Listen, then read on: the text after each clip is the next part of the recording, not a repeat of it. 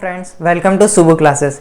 Friends, आज हम आपके लिए लेके आए हैं क्लास 10th फिजिक्स का इलेक्ट्रिसिटी चैप्टर।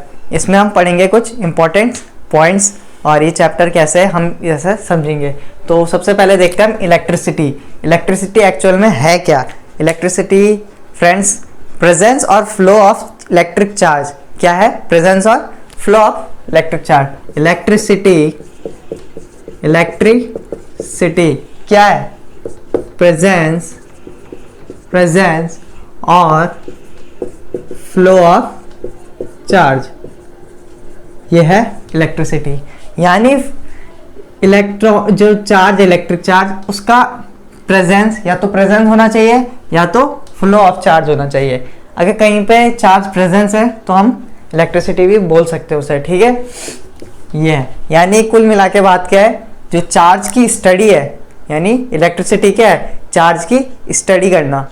ठीक है, तो ये हो गया है। इसको हम ऐसे भी लिख सकते हैं, study of charge.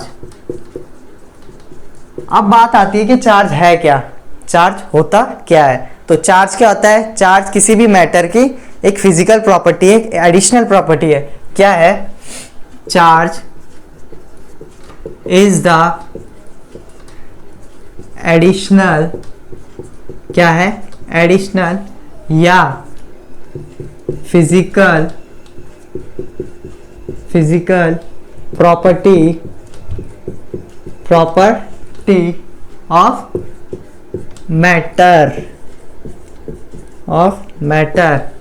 that are responsible for electric field and magnetic field, which are responsible, किस चीज के लिए रिस्पॉन्सिबल है ये? For electric field and magnetic field. Electric field तो आपको पता होगा कि चार्ज इलेक्ट्रिक फील्ड क्रिएट करता है, बट मैग्नेटिक फील्ड का आपके अगले वीडियोस में हम बताएंगे कैसे मैग्नेटिक फील्ड क्रिएट करता है। ठीक है, ये आप पे आगे चैप्टर्स में आएगा। ठीक है, अब देखते हैं। इलेक्ट्रिक चार्ज हो गया। अब इलेक्ट्रिक चार्ज जो है ये कितने टाइप्स के होते हैं ये देखेंगे अब हम। इलेक्ट्रिक चार्ज कितने टाइप्स के होते हैं? 2 टाइप्स के। कितने? 2। क्या होता है? पहला होता है पॉजिटिव चार्ज, दूसरा नेगेटिव चार्ज। क्या होता है? Negative charge. तो अब इसकी प्रॉपर्टी देख लेते हैं। पॉजिटिव नेगेटिव चार्ज तो होते हैं, पर इनकी प्रॉपर्टी है क्या ये देखते हैं। तो पहला पॉइंट क्या है? पहला पॉइंट ये है कि जो सेम चार्ज होंगे, सेम चार्ज यानी प्लस प्लस या माइनस माइनस, प्लस प्लस या माइनस माइनस, ये एक दूसरे को क्या करेंगे? रिपेल करेंगे। क्या करेंगे? रिपेल करेंगे। रिपेल मतलब दूर भागेंगे एक दूसरे से।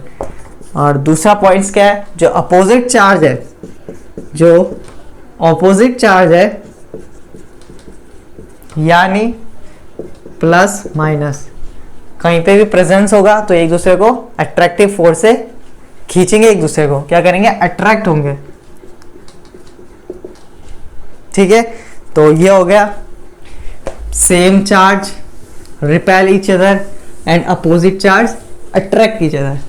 अब जो चार्ज है, चार्ज उसकी जो है एसआई यूनिट क्या है? चार्ज एसआई यूनिट क्या है? कूलम। क्या है? कूलम। इसको सी से डिनोट करते हैं। ठीक है स्टूडेंट्स, तो ये है इसकी एसआई यूनिट। अब एसआई यूनिट तो है। अब देखते हैं इलेक्ट्रॉन्स में कितना चार्ज होता है, प्रोटॉन्स में कितना चार्ज होता है। तो जो 1 इलेक्ट्रॉन है, जो एक इलेक्ट्रॉन, उसमें होता है -1.6 इंटू 10⁻⁻19 कूलम। और 1 प्रोटॉन में कितना होता है?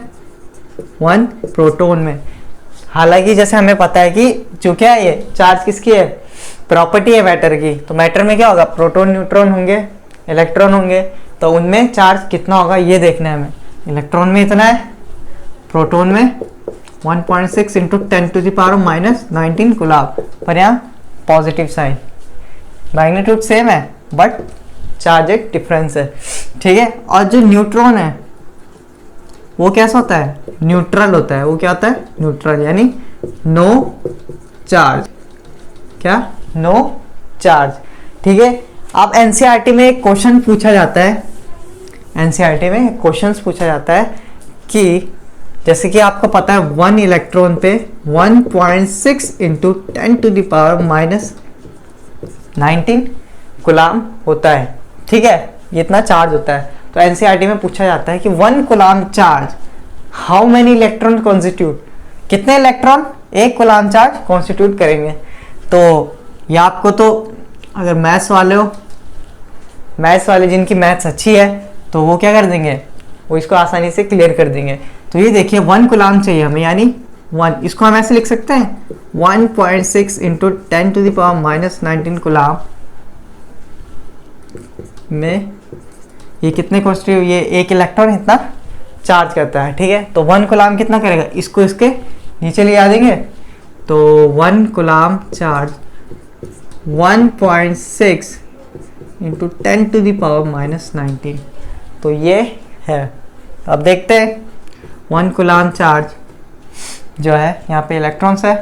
तो अगर हम इसको इससे डिवाइड करेंगे, तो अगर आप डिवाइड करना चाहो तो कर सकते हो, ये आएगा 10⁻18 इलेक्ट्रॉन। इतने इलेक्ट्रॉन 1 कूलाम चार्ज कॉन्स्टिट्यूट करते हैं।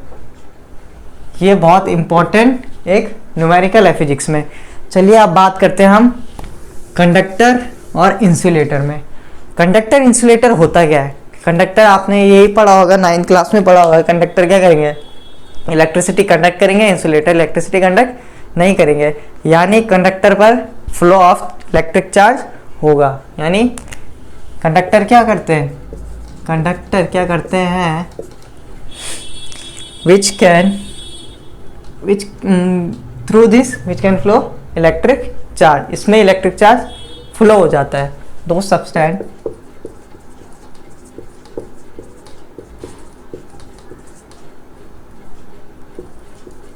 which can flow electric charge, flow charge, यानी हम दूसरी उसमें लिखें तो हमने देखा था कि फ्लो ऑफ चार्ज क्या था, इलेक्ट्रिसिटी था।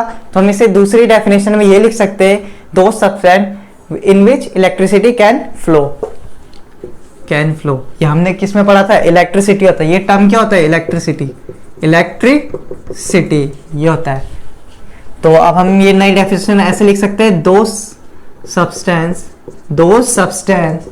इन which electricity can flow, electricity can flow, वो क्या कहलाएंगे, कंडक्टर। एग्जाम्पल आप पे मेटल से बहुत सारे आपके घरों में वायर आती है, कॉपर वायर, एल्यूमिनियम वायर, सब क्या एग्जाम्पल कंडक्टर के। अब इंसुलेटर की बात करें, अगर हम इंसुलेटर की बात करें, ठीक है, इंसुलेटर में इसका जस्ट अपोजिट हो जाएगा, विच कैन नॉट, सारा वही आएगा, कैन नॉट फ्लो चार्जेस, क्या चार्जेस। तो कैन नॉट फ्लो चार्जेस, तो ये क्या होगा, in which electricity can not flow, वहां पर भी क्या आ जाएगा, नॉट आ जाएगा। दो substance in which electricity can't flow, ठीक है। अब इनका रीजन क्या है, कंडक्टर इंसुलेटर। कंडक्टर वही कंडक्ट करेंगे जिन पे क्या होंगे, अगर मेटल्स की बात करें हम, तो फ्री इलेक्ट्रॉन्स जिन पे होंगे, जो फ्री इलेक्ट्रॉन्स है वो क्या कैरी करते हैं, चार्ज कैरी करते हैं, ठीक है। तो मेटल्स में क्या करते हैं, फ्री इलेक्ट्रॉन्स चार्ज कैरी करते हैं। तो जिन पे फ्री इलेक्ट्रॉन्स होंगे, यानी जिनका जो, जैसे ये कोई वो है एटम है, ठीक है, तो ये किसका मेटल एटम है मान लो, ठीक है। अब क्या, ये इलेक्ट्रॉन, यहाँ पे इलेक्ट्रॉन है, जो पहली शेल में 2 है, दूसरे में 8 है, 1 2 3 4 5 6 3 3 6 7 8, ठीक है। ये है मेटल है, वो सॉरी न्यूक्लियस है, प्रोटॉन न्यूट्रॉन है। तो ये जो चार्ज है, ये जो लास्ट इलेक्ट्रॉन है, ये कम फील करेगा, क्योंकि इतने सारे इलेक्ट्रॉन क्या कर रहे हैं, उसको सेटिस्फाई कर रहे हैं। तो ये जो लास्ट इलेक्ट्रॉन है, ये क्या होता है, लूजली बाउंड होता है इससे। तो ये क्या होता है, फ्री हो जाता है, क्या हो जाता है, फ्री टू मूव करने लग जाता है, ठीक है। अब इंसुलेटर में क्या होता है, जो इलेक्ट्रॉन है वो फ्री नहीं होता, वो स्ट्रॉन्ग न्यूक्लियर फोर्स से बाउंड होता है। तो इस वजह से ये इसमें इंसुलेटर में फ्लो नहीं करता है, ठीक है। इसके एग्जांपल प्लास्टिक, रबड़ वगैरह, ठीक है।